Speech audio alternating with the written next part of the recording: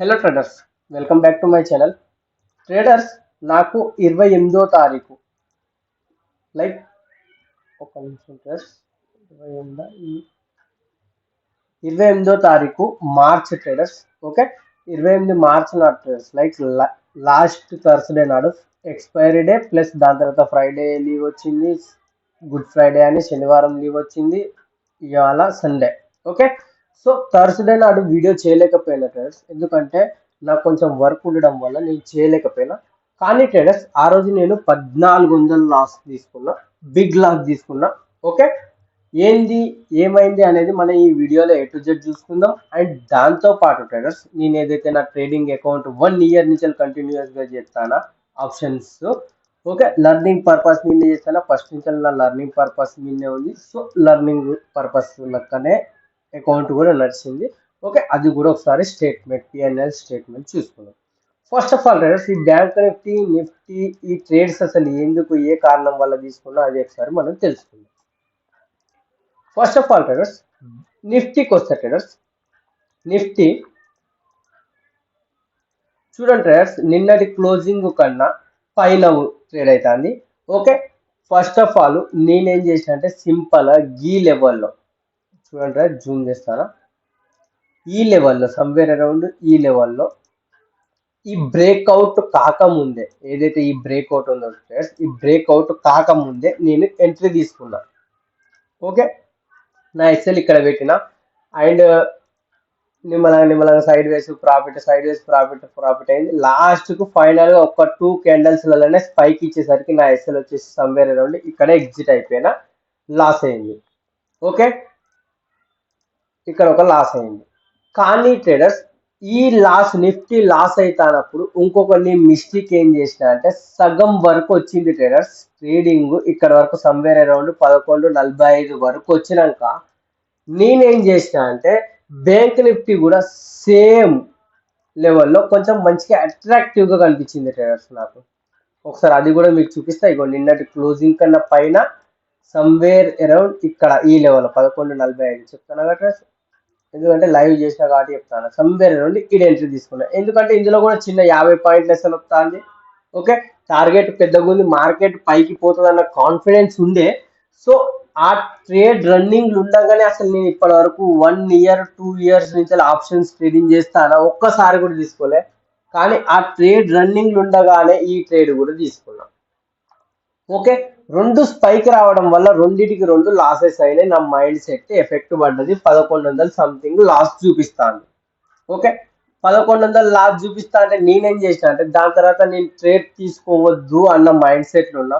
కానీ ట్రేడర్స్, దాని తర్వాత నిఫ్టీలో ఏదైతే ఈ 227 ఉంది చూసినా ట్రేడర్స్, ఇది ఓకే కొంచెం ముందడి పోగానే ఇక్కడ ట్రేడర్స్ ఎగ్జాక్ట్ గా ఈ లెవెల్లో ట్రేడర్స్ ఎంట్రీ తీసుకున్నా. ఓకే,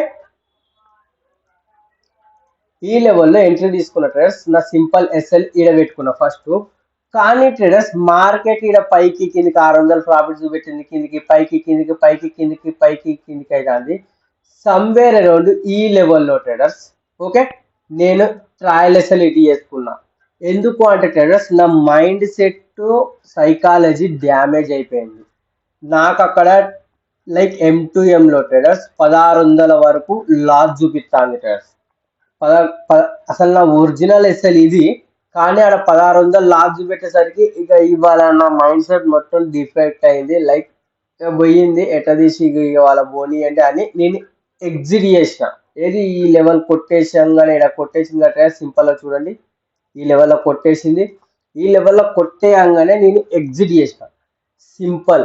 ఇక ఆ ఎగ్జిట్ ఎందుకు చేసిన అంటే రెండు ఈ నుంచి పైకి పోయింది, మళ్ళా పైకి పోయింది, మూడోసారి కిందికి వస్తే ఇక్కడ ఉన్న అందరి ఎస్ఎల్ కొట్టేస్తుంది అన్న సింపుల్ థియరీతోని.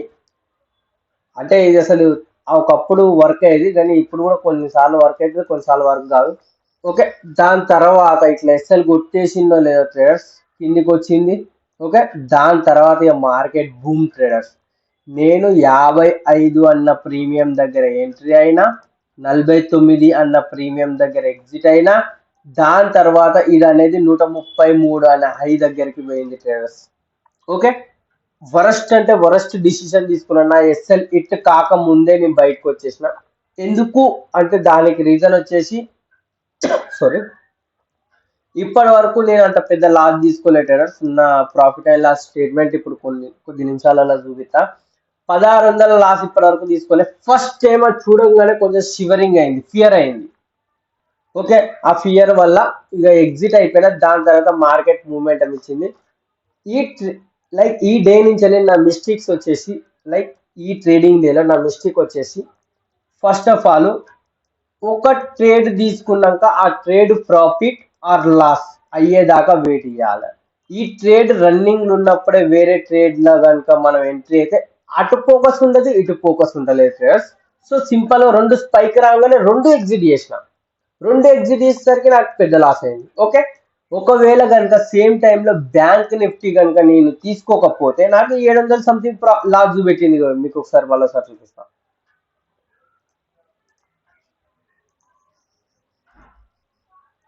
చూడండి నాకు 700 చూపెట్టింది. అప్పుడు నేను ఇందులో 600 700 దాకా వెయిట్ చేస్తా. అప్పుడైనా కానీ నాకు ఎంత 1200 1300 లాస్ చూపిస్తుంది. That's okay. కానీ ఇది 1600 ఎక్స్ట్రీమ్ అయ్యేసరికి కొంచెం లైక్ ఫియర్ వచ్చింది. దానివల్ల ఎగ్జిట్ అయిపోయినా. ఓకే, ట్రేడ్ తీసుకున్నప్పుడు ఇంకో ట్రేడ్ ని చూడొద్దు. ఓకే, ఒక ట్రేడ్ ప్రాఫిట్ లాస్ మొత్తం కంప్లీట్ అయినాకనే వేరే ట్రేడ్ గురించి చూస్తా. అండ్ సెటప్ వర్క్ అవుతుంది, సెటప్ కాన్ఫిడెన్స్ కూడా ఉంది. ఓకే, 2-3 నెలలు ప్రాఫిటబుల్ ఉంటే లాస్ ఏజ్ అయితే పెంచుతా. ఓకే, అండ్ దాంతోపాటు ఇవాళ అయితే లాస్ అయింది. చూడండి, మై అకౌంట్లోకి వస్తే ట్రేడర్స్ రిపోర్ట్స్ గ్లోబల్ స్టేట్మెంట్ మీ కళ్ళ ముందటనే A to Z ఓపెన్ చేస్తున్నా. 2023 ఓకే, టోటల్ 10,000.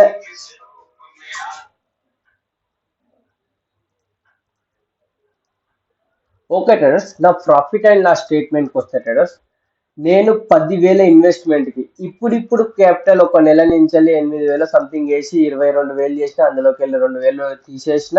20,000 సంథింగ్ ఉంటే మా అన్న లాస్ అయ్యేసరికి 18,000 సంథింగ్ వచ్చింది. ఓకే, ఇన్ని రోజులు లైక్ సంవత్సరం నుంచి చేస్తా అంటే ట్రేడర్స్ 5,000 1000 సారీ 10,000 క్యాపిటల్ మీద 5,000 50% రిటర్న్ చేసిన.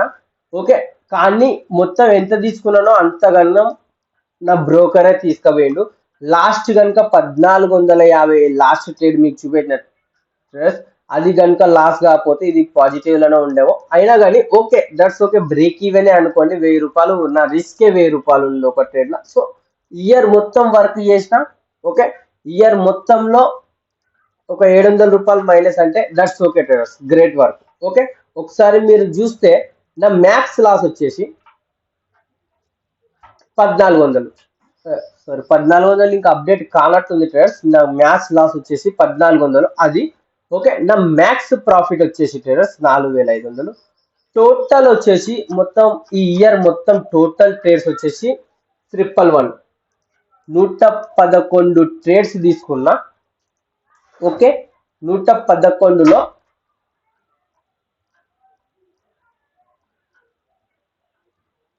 111 ట్రేడ్స్ లో ఓన్లీ 35 ట్రేడ్స్ మాత్రమే పాస్ అయినాయి.